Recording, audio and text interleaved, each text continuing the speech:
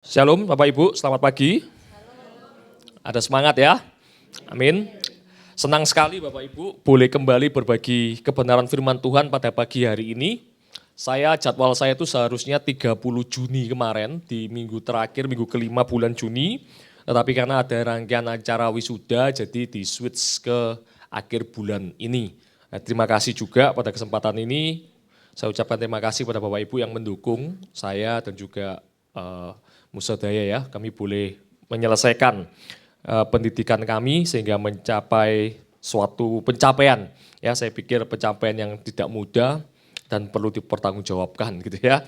Jadi pagi ini Bapak Ibu, ini adalah kali kedua saya melayani di gereja sebagai penyandang gelar yang resmi gitu ya. Kalau sebelumnya kan masih mahasiswa praktek gitu kan anggapannya ya. Ini sudah resmi lulus gitu ya. Yang pertama Jumat kemarin di Komisi Youth, Jumat minggu lalu maksud saya, dan sekarang di ibadah umum. Baik Bapak Ibu, tanpa membuang waktu lagi, sekalipun sudah saya buang, saya mendapat tema yaitu Yesus jangkar jiwa. Yang terambil dalam kitab surat Ibrani pasal 6 ayat 9 sampai 20. Apa sih yang dimaksud dengan jangkar bagi jiwa, begitu kan? Nanti kita akan renungkan bersama ya. Baik, mari bersama-sama kita membuka Alkitab kita Bapak Ibu, yang terambil dari surat Ibrani pasal 6 ayat 9 sampai 20, tetapi kita baca ayat 19 sampai 20 saja. Ayat sisanya nanti akan kita bahas bersama-sama ya, karena cukup panjang ayatnya. Mari kita baca dalam hitungan ketiga. LAI, Lembaga Alkitab Indonesia, memberikan perikop berpegang teguh pada pengharapan. 1, 2, 3. Pengharapan itu adalah sau yang kuat dan aman bagi jiwa kita, yang telah dilabuhkan sampai ke belakang tabir, di mana Yesus telah masuk sebagai perintis bagi kita, ketika ia menurut peraturan Melkisedek menjadi imam besar sampai selama-lamanya. Berbahagialah setiap kita yang membaca firman Tuhan, terlebih berbahagia yang merenungkan, melakukan, dan menghidupinya hari lepas hari. Amin. Bapak Ibu, saya akan mengawali dengan sebuah cerita tentang tiga benda ini ya, tentang kentang, telur, dan kopi. Nah, Bapak Ibu suka yang mana? Kentang, telur, kopi, suka yang mana? Kalau suka semua, Bapak Ibu bisa pergi ke Indomaret, ada ya. Ini bukan promosi ya, tapi sungguhan ada. Saya akan memulai dengan cerita tentang kentang, telur, dan kopi Bapak Ibu ya. Suatu hari ada seorang pemuda itu yang mengalami masalah begitu berat dalam kehidupannya. Ya, sebagai seorang pemuda kalau menghadapi masalah yang berat tentunya datang kepada seniornya gitu kan. Guna untuk mendapatkan sebuah pencerahan, sebuah nasihat. Pemuda bercerita kepada senior dan senior pun mendengarkannya. Setelah selesai bercerita, senior itu mengambil 3 buah benda, yaitu tadi kentang, telur, dan kopi. Lah pemuda nampak kebingungan, apa saya lapar ya, kok diambilkan kentang, telur, dan kopi, itu kan. Dan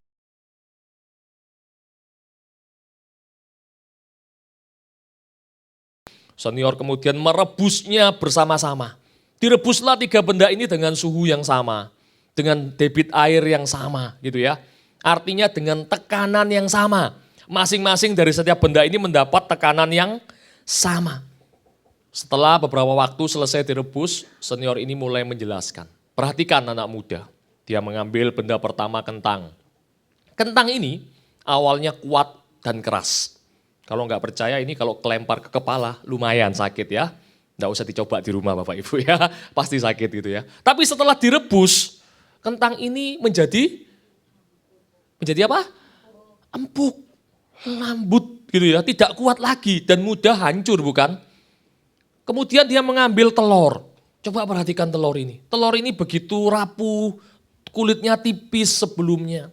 Tapi begitu direbus, dijatuhkan belum tentu pecah gitu ya. Menjadi berubah dalamnya, menjadi lebih kuat. Dan yang terakhir, senior ini mengambil kopi. Coba perhatikan kopi ini. Setelah direbus, apa yang terjadi? Masih keras. Dan yang menarik, kopi ini bisa merubah air menjadi sesuatu yang nikmat gitu ya, yang menarik. Nah, sekarang kamu minum kopi biar lega gitu ya. Biasanya kalau mikir cicilan minum kopi biar dapat pencerahan. Maksudnya apa Bapak Ibu? Maksudnya air yang mendidih, itu adalah hambatan yang bisa kita alami. Hambatan yang pasti akan kita alami begitu kan. Nah kalau Bapak Ibu ditanya, ketika Bapak Ibu Saudara mengalami hambatan gitu ya, Bapak Ibu posisinya yang mana? Kopi, telur, atau kentang?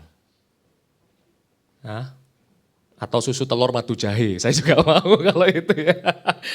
Kita renungkan Bapak Ibu ya, tidak perlu dijawab. Kalau kita mengalami hambatan Bapak Ibu, masalah yang begitu berat, ya seumpama kita tuh direbus dengan air yang begitu mendidih. Bapak Ibu itu responnya akan seperti apa? Anda akan menjadi kentang kah yang semula kuat menjadi lemah? Anda akan menjadi kopi kah yang dapat bertahan bahkan mengubah keadaan dan menjadi berkat untuk sesama? Bapak Ibu masing-masing boleh menjawabnya. Bapak Ibu, surat Ibrani pasal yang ke-6 ini itu merupakan surat peringatan kepada jemaat di Ibrani. Kalau Bapak Ibu baca konteks sebelumnya ya di Ibrani pasal 6 ayat 1 sampai 8 karena tadi kita mengambilnya ayat 9, maka kita nggak boleh melupakan ayat 1 sampai 8-nya. Perikop yang dituliskan di sana adalah peringatan supaya jangan murtad. Bahkan kalau kita mundur lagi di pasal ketiga Bapak Ibu, ada isu murtad juga dicatat di sana. Pertanyaannya kepada jemaat Ibrani ini, kenapa sih jemaat Ibrani ini bisa murtad gitu kan? Lah beberapa penafsir itu berpendapat bahwa mereka takut untuk memisahkan diri sepenuhnya dari Yudaisme. Mereka khawatir dikucilkan, mereka khawatir ditolak, mereka menghadapi masalah yang menekan mereka sedemikian rupa. Ibarat itu saya membayangkan mereka sedang direbus dengan air yang hangat tadi, yang mendidih tadi. Dan mereka pada akhirnya menjadi kentang. Dan surat ini datang untuk memperingatkan mereka. Ya mereka yang semula dicatat bahwa mereka yang telah diterangi hatinya, mereka yang pernah mengecap karunia surgawi, mereka yang pernah mendapat bagian dalam Roh Kudus, bahkan mengecap firman yang baik dari Allah dan juga karunia-karunia dunia. Sudah sampai tahap seperti ini Bapak Ibu. Saya membayangkan kalau kita sebagai seorang manusia, kita sudah sampai tahap seperti ini. Pernah diterangi hatinya, kita pernah mengecap karunia surgawi, mendapat bagian dalam Roh Kudus dan mengecap firman Allah.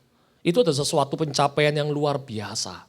Suatu hal kemajuan spiritualitas yang sangat luar biasa. Tapi pertanyaannya mengapa mereka bisa berbalik arah? Mereka bisa murtad. Bapak Ibu berbicara tentang murtad atau berbalik arah.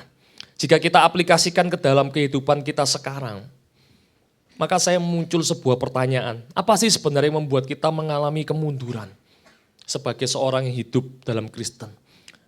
Dan kemudian kita berbalik arah atau meninggalkan Tuhan. Saya pikir jawaban yang tepat adalah karena putus asa. Jika saya renungkan ya, aplikasikan dalam kehidupan sekarang. Seringkali kita merasa lelah bukan? Ya lelah dengan janji yang sepertinya tidak kunjung datang. Lelah dengan harapan-harapan kita, ekspektasi kita yang berbanding terbalik dengan kenyataan. Saya berekspektasi 2024 bisa punya rumah gitu kan. Ternyata yang terjadi rumah terancam dijual misalnya. Kita merasa lelah bukan? Kita merasa putus asa, lelah dengan tekanan-tekanan yang datang silih berganti dalam hidup. Baik tekanan dari dalam maupun tekanan dari luar. Ya dan mungkin karena selusin alasan yang saya tidak bisa sebutkan ya. Sehingga kita menjadi lelah, kita menjadi putus asa. Ya dan kemudian berbalik arah dari kehidupan Kristen. Pertanyaannya apakah Tuhan itu diam saja Bapak Ibu? Apakah Tuhan tidak tahu ketika engkau merasa lelah? Apakah Tuhan tidak tahu ketika engkau merasa putus asa?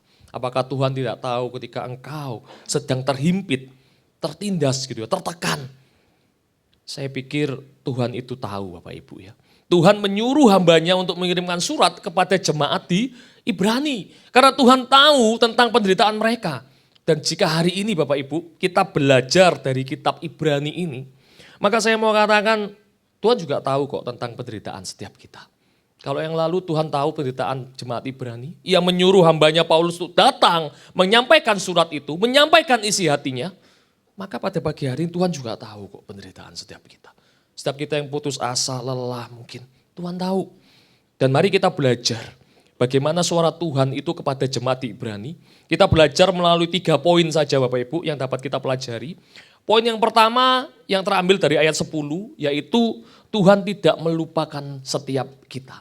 Tuhan tidak melupakanmu. Ayat 10 dicatat demikian. Sebab Allah bukan tidak adil sehingga ia lupa akan pekerjaan dan kasihmu yang kamu tunjukkan terhadap namanya oleh pelayanan kamu kepada orang-orang kudus yang masih kamu lakukan sampai sekarang. Bapak Ibu jemaat, saya begitu suka dengan kalimat pembuka di ayat 10 ini ya. Kalau Bapak Ibu perhatikan ya, di sana dicatat bahwa Allah bukan tidak adil sehingga ia lupa akan pekerjaan dan kasihmu. Bapak Ibu, saya pikir salah satu hal yang membuat kita putus asa, salah satu hal yang membuat kita berkecil hati, yang membuat kita loyo tidak semangat adalah ketika kita dilupakan. Coba bayangkan Bapak Ibu, ketika Anda sebagai seorang anggota keluarga yang sudah melakukan yang terbaik, ya bangun pagi, mempersiapkan makanan buat suamimu, mempersiapkan pakaian buat suamimu bahkan. Sebelum suamimu berangkat kerja engkau peluk, engkau cium sebagai tanda penyemangat agar ia semangat kerjanya. Sampai-sampai kantor yang di WA pertama oleh suaminya bukan istrinya yang mempersiapkan makanan, mempersiapkan pakaian, mencium. Yang di WA pertama adalah yang lain. Nanti makan siang bareng ya, aku sudah sampai kantor. Dilupakan. Gak enak bukan? Ada yang ketawa, semoga bukan pengalaman ya Bapak, ya Ibu ya. Tapi sebenarnya coba kita pikirkan, yang paling sebel itu kalau Anda dilupakan. Punya istri yang begitu baik, ya kan? Sampai di kantor yang di WA pertama bukan istrinya. Bukan dikabari istrinya, oh saya sudah sampai kantor nih, tapi yang lain. Atau contoh lain, tatkala kita melihat sahabat kita, saudara kita sedang berada keadaan yang susah, kita mensupport dia habis-habisan. Kita tidak perhitungan, kita bantu semaksimal mungkin. Beberapa waktu kemudian ia sudah bangkit, sekarang giliran Anda yang butuh ditolong, dan ia lupa kepada Anda. Seolah-olah menutup mata gitu ya. Lupa kepada Anda.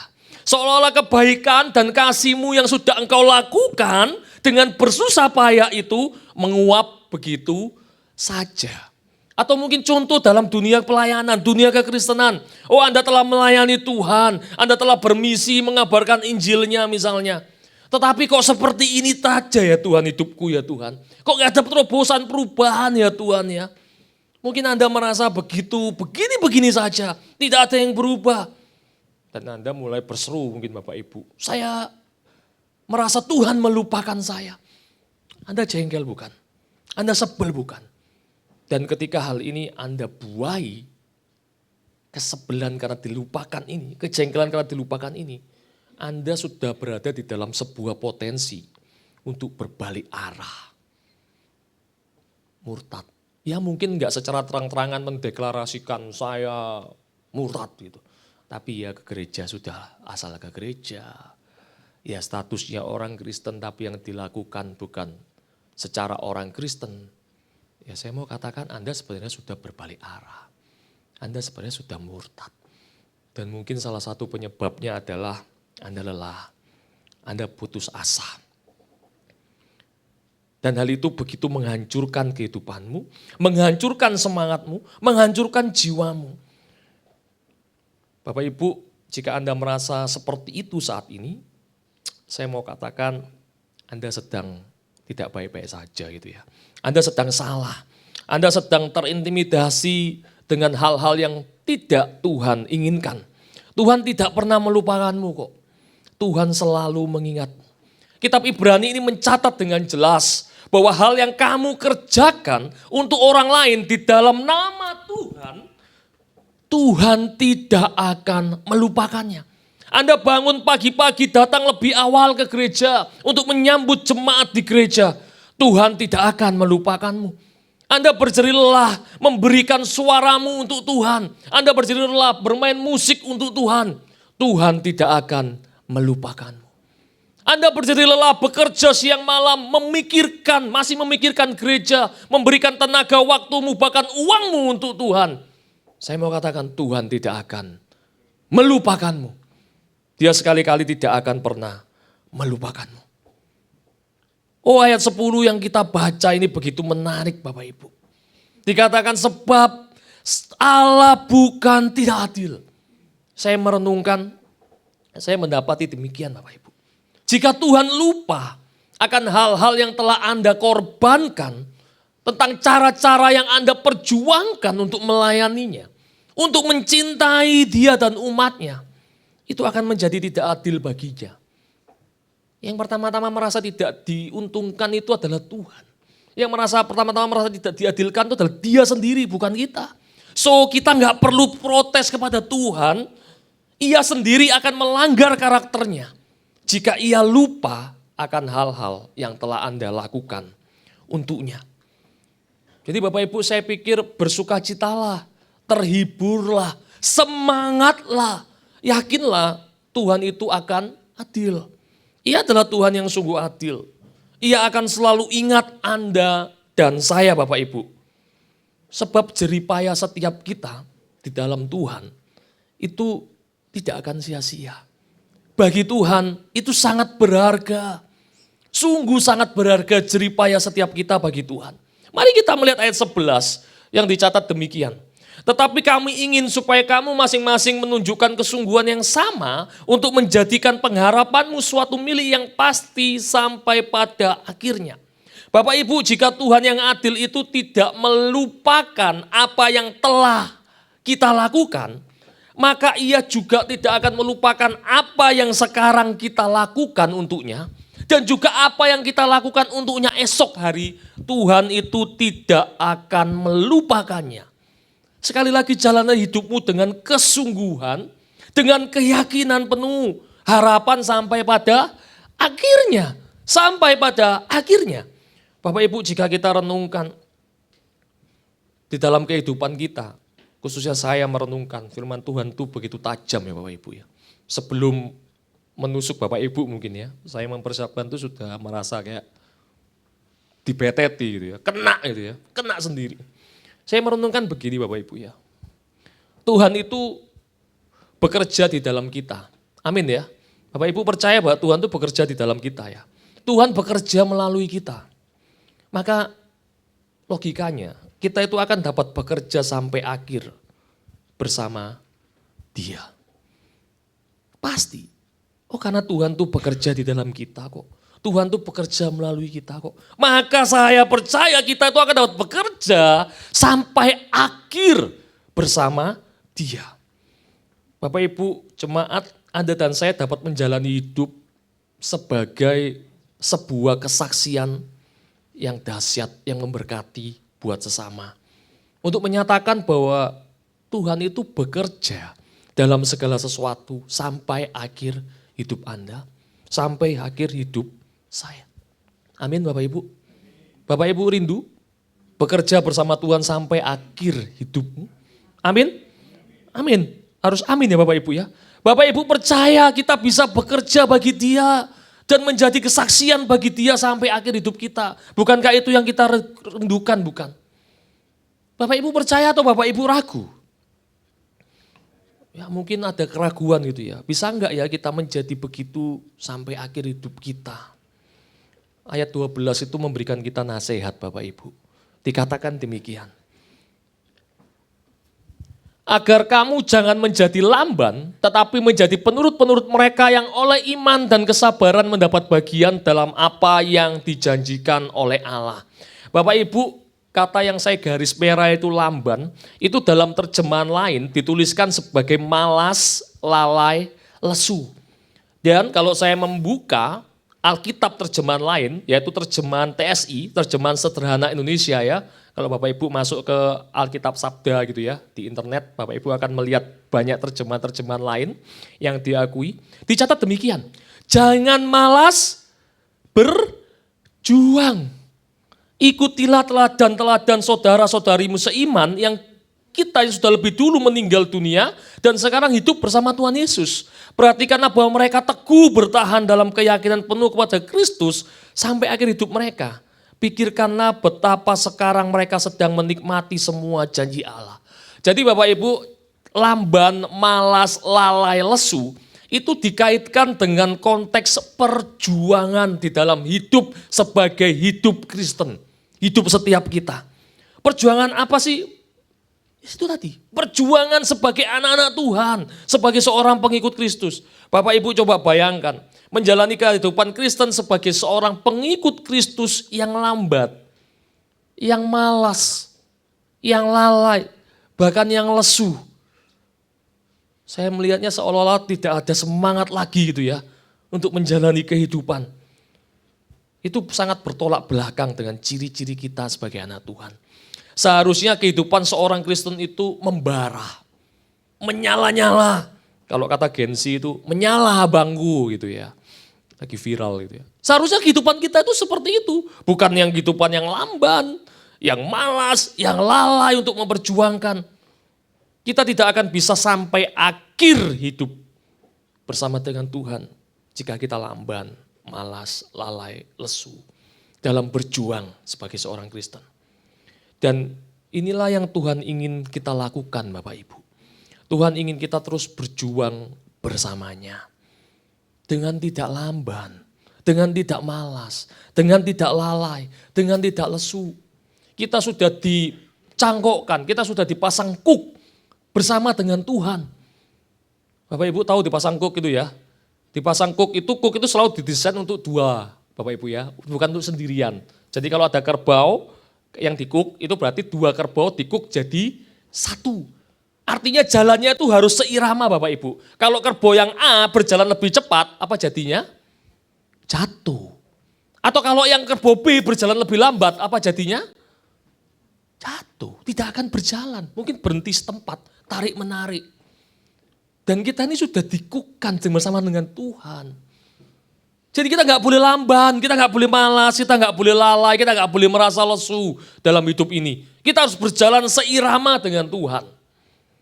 Sampai akhir hidup kita tentunya.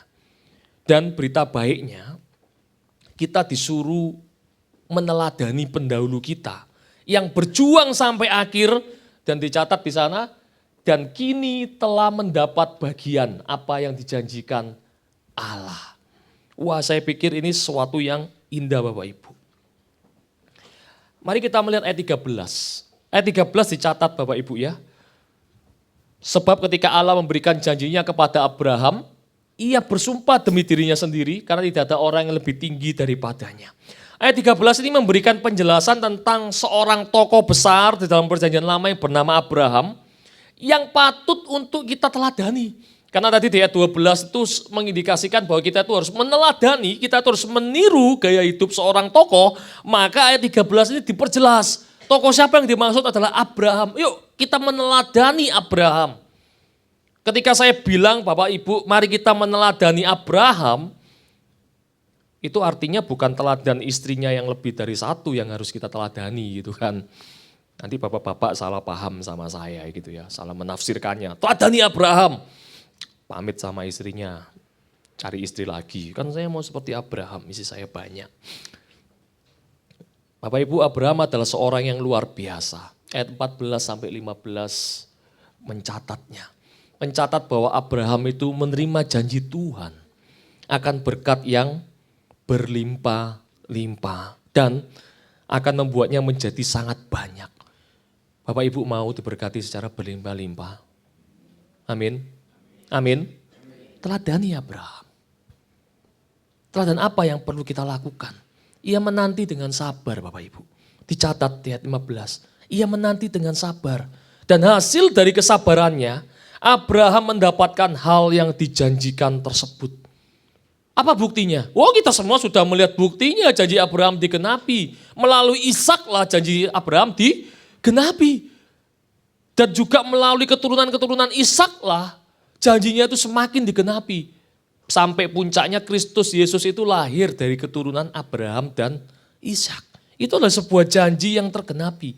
Pertanyaannya, apakah mudah perjuangan Abraham untuk menantikan janji Allah itu? Apakah mudah perjuangan Ishak itu untuk menantikan janji Allah itu? Saya pikir itu bukan sebuah perjuangan yang mudah, Bapak Ibu. Ketika janji Allah pertama kali datang kepada Abraham, itu baru digenapi setelah lebih dari 20 tahun. Kemungkinan sekitar 25 tahun setelah janji itu datang, baru Abraham itu punya Ishak. Kira-kira Bapak Ibu kalau dijanjini sama Tuhan, datangnya 25 tahun lagi, Bapak Ibu masih bisa sabar enggak? Kesuwen Tuhan, selak bosok. Gitu mungkin ya. Bapak Ibu bisa sabar enggak? Oh, perjuangannya enggak mudah loh. Kita seringkali memiliki iman yang salah, aku mau seperti Abraham. Tuhan berjanji dan pasti dikabulkan. Tapi kita enggak mau ikut prosesnya. Oh, dia suffering. Dia bersabar 20 tahun lebih. Baru ia mendapatkan hasilnya. Kita belajar Bapak Ibu bahwa Abraham itu menanti dengan sabar. Dan Abraham mendapatkan hasilnya. Saya mau mengajak kita kembali lagi ke ayat ke-12. Ya. Di sana dikatakan bahwa penurut-penurut mereka yang oleh iman dan kesabaran. Oleh iman dan kesabaran. Bapak Ibu perhatikan ada dua hal yang berjalan bersamaan di sana. Yaitu iman dan kesabaran. Terkadang seseorang itu tidak memiliki kesabaran. Memiliki iman tetapi tidak memiliki kesabaran. Tuhan, saya percaya kepadamu Tuhan. Tuhan, saya beriman kepadamu Tuhan. Jadilah seperti yang saya mau sekarang. Bukankah apa yang aku ikat di bumi akan terikat di surga Tuhan? Haleluya, begitu katanya. Jadilah seperti yang aku ingini sekarang Tuhan. Gak sabar. Dan kemungkinan besar kita pernah mengatakan hal itu Bapak Ibu. Beberapa tahun yang lalu viral gitu kan. Teologi-teologi yang mengajarkan, wah kalau engkau melihat mobil yang bagus, jangan engkau tinggalkan. Engkau jamah kap mesinnya. Engkau doakan. Dalam nama Tuhan Yesus aku klaim ini menjadi milikku. Wah maka akan jadi punya Anda beberapa waktu kemudian. Entah siapa yang salah gitu kan lagunya akhirnya. Akhirnya Anda akan menyanyi seperti itu. Karena tidak kunjung datang di garasi Anda. Anda punya iman. Tapi Anda gak sabar. Contoh lain. Karena tidak sabar untuk segera kaya. Maka Anda mengandalkan segala cara untuk meraup uang. Sembari berdoa. Tuhan luputkanlah aku. Jangan sampai aku ketahuan Tuhan. Iya loh. Kadang pencuri itu juga berdoa loh Bapak Ibu. Lindungi aku Tuhan supaya gak ketangkap. Nah kalau kita gak berdoa itu malu-maluin. Iya punya iman tapi gak sabar. Saya mau katakan Bapak Ibu kita tidak akan bertahan hingga akhir jika kita seperti itu. Sebaliknya ada orang yang sabar. Mereka dapat menanggung penderitaan tekanan dengan sabar. Namun mereka tidak bisa bertahan dalam iman mereka. Aku sudah bersabar Tuhan, tapi kapan ya sugine Tuhan? Aku sudah sabar Tuhan berdoa sampai 5 tahun pingin punya sesuatu, tapi kapan ya datangnya Tuhan? Mengeluh itu tanda engkau gak punya iman saudara. Lebih bagus Anda berkata, aku sabar melakukan apa yang aku harus lakukan. Berdoa kah? Bekerja kah? Aku bisa sabar karena aku memiliki iman kepadamu. Bahwa kesabaranku di dalam Tuhan akan membuahkan hasil. Lebih baik begitu Bapak Ibu. Maka kedua hal ini harus berjalan bersamaan Bapak Ibu. Iman dan kesabaran adalah syarat untuk menerima berkat yang Tuhan sudah sediakan oleh Dia kepada setiap kita. Jika saat ini kita nggak bisa sabar Bapak Ibu, maka yuk kita berdoa. Tuhan berikan aku kesabaran seperti Abraham. Kesabaran ini dalam sekali Bapak Ibu. Anda sabar menanggung di dalam penderitaan, di dalam badai kehidupan. Engkau sabar, engkau harus terus berjuang. Engkau tidak boleh malas, tidak boleh lamban, tidak boleh letih lesu, putus asa. Engkau harus sabar, engkau harus kuat terus berjuang. Saya pikir bukan waktu yang singkat. Sekali lagi, untuk Abraham itu menerima janji Tuhan. Dan saya pikir Abraham yang begitu luar biasa saja. Menerima janji Tuhan itu bukan waktu yang singkat gitu ya. Apalagi kita. Tidak menutup kemungkinan kita bisa menerima dalam waktu yang singkat. Tetapi intinya adalah iman dan kesabaran itu harus berjalan bersamaan. Setuju ya Bapak Ibu dengan saya ya? Jangan cuma beriman tok tapi nggak sabar. Engkau isinya sambat tok ke Tuhan gitu ya. Jangan sabar tok tapi gak beriman. Ya artinya Anda tidak melakukan apa-apa. Tidak ada sebuah terobosan. Bapak Ibu, Tuhan memanggil kita gitu ya. Untuk meneladani iman dan kesabaran seperti Abraham. Jadi jangan berputus asa. Sekali lagi Tuhan tidak melupakanmu. Dengan iman dan kesabaran, Bapak Ibu dan saya, itu pasti, saya catat di sana, pasti mendapat bagian dalam apa yang dijanjikan Allah. Itu pasti. Kita masuk ke dalam ayat 13 Bapak Ibu. Dan juga poin yang kedua. Tadi poin yang pertama bahwa Tuhan tidak melupakanmu. Poin yang kedua adalah janjinya itu dapat diandalkan. Janjinya dapat diandalkan.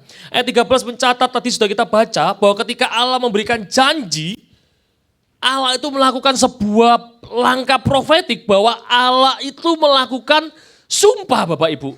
Karena tidak ada orang yang lebih tinggi daripadanya, maka ia bersumpah demi dirinya sendiri. Kalau kita kadang bicara swear to God, saya bersumpah kepada Tuhan. Tapi Tuhan gak mungkin bilang begitu. Dia bersumpah demi dirinya sendiri. Karena sudah tidak ada lagi pribadi yang lebih tinggi daripadanya.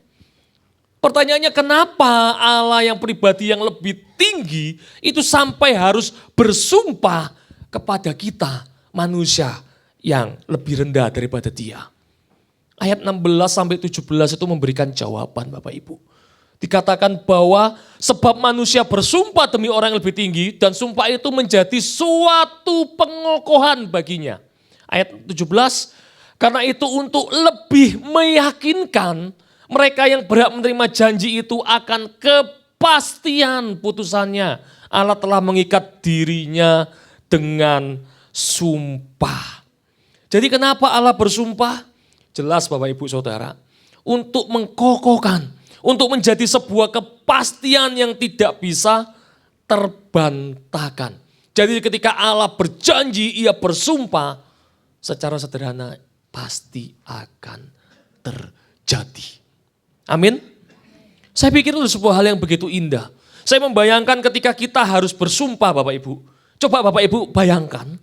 Ketika Bapak Ibu berada di dalam kondisi Bapak Ibu harus bersumpah, maka saya pikir itu adalah sebuah taruhan atas reputasi kita.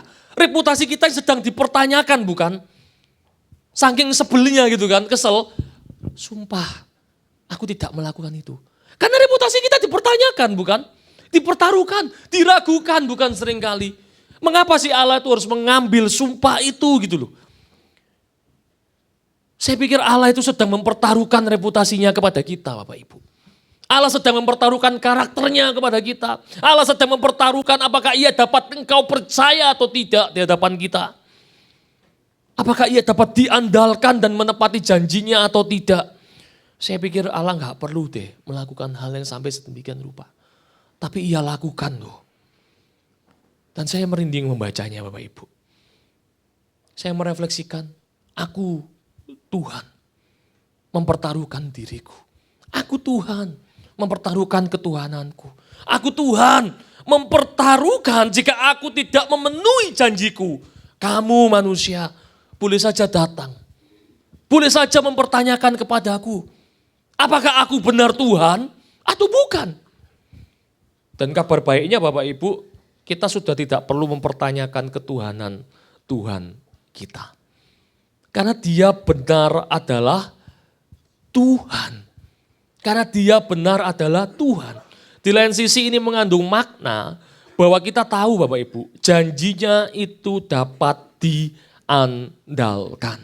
Janjinya itu pasti ia genapi. Yuk kita baca ayat 18 Bapak Ibu. Dicatat demikian. Supaya oleh dua kenyataan yang tidak berubah-ubah tentang mana Allah tidak mungkin berdusta, kita yang mencari perlindungan beroleh dorongan yang kuat untuk menjangkau pengharapan yang terletak di depan kita. Perhatikan Bapak Ibu, ada kata-kata dua kenyataan yang tidak berubah, yaitu janjinya dan sumpahnya yang meneguhkan, yang mengkokohkan janjinya itu. Di mana di dalam keduanya Allah tidak mungkin berdusta. Sehingga saya pikir kita boleh terhibur, kita boleh terpesona, kita boleh mendapatkan sebuah semangat, sebuah dorongan harapan bahwa kita dapat berjuang hingga akhir dengan iman dan kesabaran. Dan kelak ketika kita sudah berjuang, kita akan menerima janjinya itu. Wah, mungkin kita masih nggak percaya, mungkin kita masih meragukan. Pak, itu kan janji Allah kepada Abraham. Abraham mendengar secara langsung suara Allah, terkonfirmasi. Lah saya, alangkah baiknya Pak kalau Tuhan itu juga mengkonfirmasi kepada saya pribadi akan janjinya sebagai sebuah kepastian agar saya dapatkan. Bapak Ibu sebagai hamba Tuhan saya mau katakan janji itu juga datang untuk Anda dan saya. Oleh sebab itu sekali lagi Tuhan itu memanggil kita untuk tekun berjuang. Bukan malas, bukan lamban, bukan lesu, bukan lalai. Melainkan tekun untuk meneladani Abraham, bukan. Lah kalau Tuhan memanggil jemaat Ibrani untuk meneladani Abraham, dan sementara janjinya tidak diberikan kepada jemaat Ibrani, itu sesuatu yang gak ketemu Bapak Ibu, betul? Dan jika firman Tuhan itu masih relevan sampai hari ini, dan engkau dengarkan, engkau renungkan, memanggil setiap kita untuk meneladani seperti Abraham, maka saya pikir janjinya juga akan ada untuk setiap kita. Amin. Asal kita memiliki iman, asal kita memiliki kesabaran. Dan sejujurnya Bapak Ibu, janji yang utama itu telah Ia genapi di dalam Yesus Kristus yang lahir ke dalam dunia ini. Yang mati untuk Anda dan saya agar kita bisa hidup. Nah kenapa kita bisa hidup? Untuk menikmati bonus janji dari Allah. Oh berlimpah-limpah itu bonus Bapak Ibu. Janji yang utama itu yang terbesar itu adalah ketika kita posisi mati, oleh kematiannya kita boleh beroleh hidup. Itu janji yang utama. Dan saat ini jika kita hidup, kita akan mendapatkan bonus janji-janji dari Tuhan. Janji yang utama sudah Ia berikan. Dan jika Bapak Ibu masih terus meragukan, masih terus mempertanyakan tentang janji Tuhan, saya mau kasih masukan Bapak Ibu. Daripada Bapak Ibu terus meragukan, daripada Bapak Ibu terus mempertanyakan janji Tuhan, alangkah baiknya jika Bapak Ibu menguji janji Tuhan itu. Dengan cara apa? Hiduplah tekun, hiduplah beriman, hiduplah bersabar, ujilah Dia. Apakah Dia benar-benar menyatakan janjinya kepadamu? Dan saya jamin Anda akan begitu terpesona. Anda akan begitu puas. Karena Dia akan menepati janjinya. Amin. Jadi daripada Anda mengeluh, mempertanyakan, ujilah Tuhan. Dengan cara hiduplah yang benar, hiduplah yang tekun, hiduplah yang bersabar, hiduplah beriman. Kalau Anda sudah melakukan itu. Dan janjinya tidak datang kepada saudara. Boleh protes ke kami gitu ya, hamba Tuhan ya. Kami mendapati hidup kami, Tuhan tidak pernah mengecewakan. Seringkali malah kami yang mengecewakan Tuhan. Seringkali malah kami yang membuat malu Tuhan. Tapi Tuhan tidak pernah membuat malu setiap kita. Ujilah Dia. Dia akan menyatakannya kepadamu. Dia akan membukakannya di depan matamu. Sehingga engkau akan terpesona. Dan engkau akan bisa bertahan sampai akhir. Sebagai seorang Kristen yang benar. Poin ketiga dan yang terakhir. Untuk mengakhiri penyiksaan kita Bapak Ibu ya. Penderitaan kita gitu ya. Ayat 19 sampai 20 yang sudah kita baca tadi. Poin yang ketiga adalah Tuhan akan menuntunmu ke dalam masa depan yang penuh harapan. Kita baca kembali ya Bapak Ibu. Pengharapan itu adalah sau yang kuat dan aman bagi jiwa kita. Yang telah dilabuhkan sampai ke belakang tabir. Di mana Yesus telah masuk sebagai perintis bagi kita. Ketika Ia menurut peraturan Melkisedek menjadi iman besar sampai selama-lamanya. Dicatat bahwa pengharapan itu adalah sau yang kuat dan aman bagi jiwa. Bapak Ibu ada sebuah pengharapan yang diikatkan pada kekuatan dan kepastian. Oh saya pikir ini adalah sesuatu yang luar biasa. Dan saya pikir ini adalah sesuatu yang kita butuhkan bukan Bapak Ibu. Ya sesuatu yang kita butuhkan di tengah-tengah segala ketidakpastian dan ada kepastian di sana. Sesuatu yang kita butuhkan saat kehidupan kita berada di tengah-tengah atau sedang diombang-ambing oleh badai permasalahan. Oh Pak, saat ini saya tidak berada dalam badai kok Pak. Hidup saya cukup makmur, sejahtera, bahagia. Salah Bapak, ngawur bicara, saya tidak dalam badai kok. Oh mungkin saat ini Anda tidak di dalam badai. Tapi jangan lupa suatu saat badai itu pasti akan datang. Di dalam kehidupanmu. Mengikut Tuhan Bapak Ibu bukan berarti Anda terluput dari badai. Sebagai anak Tuhan Anda tidak akan terlepas, Anda tetap akan melakukannya. Anda akan tetap mendapatkan badai kehidupan itu, permasalahan kehidupan itu. Oleh sebab itulah Tuhan sudah mempersiapkannya. Tuhan sudah memberikan kita sebuah sau. Tuhan sudah memberikan kita sebuah jangkar.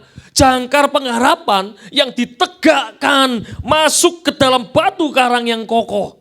Dan itu akan memberikan kita kekuatan dan keamanan, dicatat di ayat 19. Kita akan mendapatkan kekuatan dan keamanan. Ada sesuatu yang menarik Bapak Ibu. Mari saya ajak Bapak Ibu untuk memperhatikan gambar ini ya. Pertanyaan saya Bapak Ibu, gambar apakah ini? Gampang ya, kayak sekolah minggu aja gitu ya. Ya gambar kapal, kapal sedang berlabuh. Pertanyaan selanjutnya Bapak Ibu, adakah Bapak Ibu berpikir kenapa kapal ini bisa kokoh dan aman ketika berlabuh?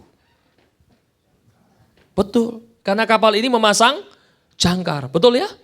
Pertanyaannya Bapak Ibu, Anda kok yakin ada jangkar di sana? Kan tidak terlihat. Anda kok yakin ada jangkar di sini?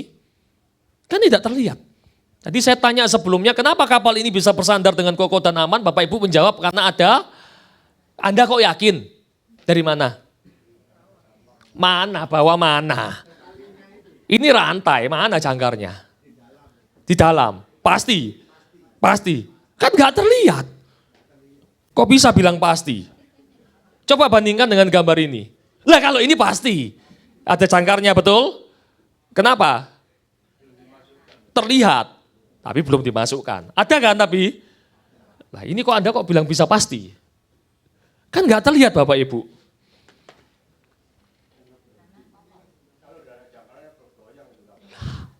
Kalau nggak ada jangkanya bergoyang. Ternyata kita ini bisa percaya sekalipun tidak melihat. Bukan? Amin. Menarik Bapak Ibu. Yang menarik adalah pengharapan yang tidak terlihat itu. Yang kita menanti-nantikan itu. Itu menjadi jangkar yang kuat dan aman bagi jiwa kita. Sekali lagi itu tidak terlihat. Sistem kerjanya sama dengan jangkar pada sebuah kapal yang sedang berlabuh ini Bapak Ibu. Tidak terlihat, bukan berarti tidak ada jangkarnya, betul? Ya, tidak terlihat bukan berarti tidak ada jangkarnya. Kalau terlihat jangkarnya maka saya pastikan kapal itu tidak akan dapat berlabuh dengan kokoh dan aman. Karena apa? Ya karena kalau terlihat itu tandanya jangkar itu sedang tidak digunakan. Maka itu tidak akan ada gunanya. Nah, saya mau tanya kepada Bapak Ibu mau jadi kapal yang mana? Ada jangkar, tidak digunakan, atau Bapak Ibu mau gunakan gitu kan? Tentunya kita harus gunakan. Bapak Ibu, jangkar yang sangat bagus itu berada di tempat di mana Anda tidak dapat melihatnya. Ketika Anda bisa menguji di mana jangkar itu dikatakan bagus, kokoh, pasti ujiannya di tempat yang Anda tidak bisa melihatnya bukan? Oh, ketika dimasukkan aman, kapalnya stabil, kapalnya kokoh. Tidak terlihat bukan berarti tidak ada. Jangkar itu tidak terlihat tapi membuat Anda terhubung dengan sesuatu yang kokoh dan stabil. Jangkar itu tidak terlihat tetapi membuat suatu hubungan dengan kapal sehingga kapal itu bisa kokoh dan stabil. Saya pikir jangkar itu adalah sebuah ilustrasi yang baik bagi Yesus Tuhan kita Bapak Ibu. Yang menjadi pengharapan yang kuat, yang menjadi pengharapan yang aman bagi kita. Dengan Kristus menjadi jangkar bagi kita, maka kita akan ada kekuatan dan kepastian. Penutup Bapak Ibu, kita renungkan bersama-sama. Seringkali kita itu melihat sebuah kapal itu adalah besar kecilnya. Betul? Wah kalau kapalnya besar, ini pasti aman, ini pasti kuat, ini pasti kokoh. Permasalahan itu bukan besar kecilnya kapal. Permasalahannya kapal itu terhubung tidak dengan jangkar. Kalau nggak ada jangkarnya jangan sekali-kali naik kapal. Keadaan darurat, Anda nggak tahu mendarat di mana Bapak Ibu. Ya, bisa-bisa seperti Titanic gitu ya. Demikian pula hidup kita Bapak Ibu. Demikian pula hidup kita. Masalah terbesar itu bukan saat badai yang hebat dalam hidupmu. Masalah yang terbesar itu adalah adakah Anda terhubung dengan Dia? Dia yang adalah jangkar bagi kita. Adakah Anda terhubung dengan Dia yang adalah jangkar bagi kita? Saya akan menutup dengan sebuah ayat Bapak Ibu. Saya sudah pernah ceritakan di Youth, saya rindu ceritakan di sini. Satu buah ayat aja, mari kita baca bersama-sama. Mazmur 23, ayat 4 Bapak Ibu. Ya, Bapak Ibu mengikuti, saya bacakan ya. Sekalipun aku berjalan dalam lembah kekelaman, aku tidak takut bahaya. Sebab Engkau besertaku. Gadamu dan tongkatmu itulah yang menghibur aku. Bapak Ibu coba pikirkan. Sekalipun aku berjalan dalam lembah kekelaman, aku tidak takut bahaya. Bapak Ibu, lembah kekelaman adalah sesuatu yang bisa mengancam nyawamu. Sesuatu yang mengancam membinasakanmu. Ketika Bapak Ibu sedang berada di dalam ancaman yang serius, bisakah engkau berkata, aku tidak takut bahaya? Saya pikir ini sesuatu yang sangat susah, amat susah untuk mengatakannya. Tetapi Daud berani mengatakannya, karena dia tahu, dia terhubung dengan gembalanya. Dia tahu, dia memiliki gembala. Dan dalam konteks Ibrani ini, kita bisa berkata demikian. Karena kita tahu, kita memiliki pengharapan. Karena kita tahu, kita terhubung dengan jangkar Yesus Kristus yang adalah pengharapan kita. Amin. Terpujilah Tuhan. Mari kita berdoa. Bapa di dalam surga, firman-Mu telah disampaikan Tuhan. Biarkan setiap kami boleh meresponi kebenaran firman Tuhan. Biarkan setiap kami boleh hidup seperti yang Tuhan mau. Biarkan setiap kami boleh menjadi seorang yang beriman dan bersabar. Biarkan setiap kami boleh menjadi orang yang selalu mengikuti Yesus. Karena Engkau adalah Tuhan yang tidak melupakan kami. Engkau adalah Tuhan yang dapat kami andalkan. Dan karena Engkau Tuhan yang menuntun kami ke dalam pengharapan yang kekal. Pulihkan kami Tuhan. Ampuni kami jika kami pernah berpikir untuk berbalik pada Engkau. Ampuni kami jika dengan status kami sebagai anak Tuhan tapi kami berlaku tidak seperti anak Tuhan. Ampuni kami atas segala hal yang kami lakukan Tuhan yang mendukakan Engkau. Kami bersyukur punya Tuhan yang seperti Engkau. Tuhan yang memberikan segala-galanya buat kami. Nyawanya untuk kami. Bahkan ketika dalam berjanji pun Engkau bersumpah untuk memberikan kepastian buat kami. Sebuah konfirmasi telah Engkau berikan kepada kami. Biarkan kami tidak menjadi lamban Tuhan. Biarkan kami tidak menjadi lesu atau bermalas-malasan Tuhan. Biarkan setiap kami boleh berjuang. Sehingga melalui hidup kami, nama Tuhan dimuliakan. Melalui gereja ini Tuhan, banyak jiwa dimenangkan. Melalui keluarga kami Tuhan, orang banyak melihat bahwa ada kasih Tuhan di dalam keluarga kami. Terima kasih Tuhan, kami berhenti berbicara. Biarkan Tuhan, Roh Kudus, terus membarakan firman itu dalam hati setiap kami. Di dalam nama Kristus Yesus kami berdoa. Amin.